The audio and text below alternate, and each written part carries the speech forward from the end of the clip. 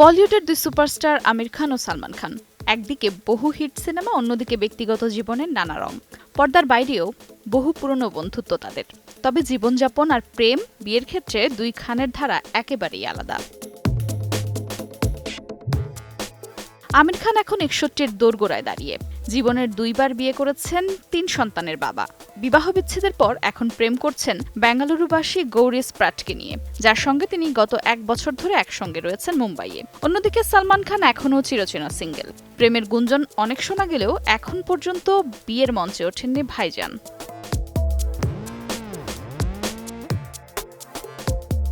সম্প্রতি the great Indian Kapil শোয়ের একটি পর্বে হাজির হয়েছেন সালমান খান।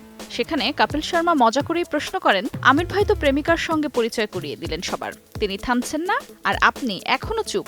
জবাবে সালমানের হালকা খোঁচা, আরে আমির তো পারফেকশনিস্ট, আর যতক্ষণ না মনে হবে বিয়েটা একদম পারফেক্ট হচ্ছে ততক্ষণ চলতেই থাকবে। এই মন্তব্যে রীতিমতো হাসির রোল উঠেছে দর্শক মহলে। বন্ধুকে এমন খোলামেলা খোঁচা দেয়া আবার একটুও কটাক্ষ না করে, এটাই বোধহয় সালমানের স্টাইল।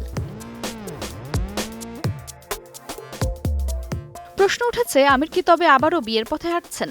যদিও সম্প্রতি এক সাক্ষাৎকারে তিনি বলেছেন, বিয়ে নিয়ে এখনও দ্বিধায় আছেন তিনি। এদিকে নতুন প্রেমে মজে থাকা প্রাক্তনদের সঙ্গে সৌজন্যমূলক সম্পর্ক বজায় রাখা, সব মিলিয়ে নিজের ছন্দেই চলছে মিস্টার পারফেকশনিস্টের জীবন।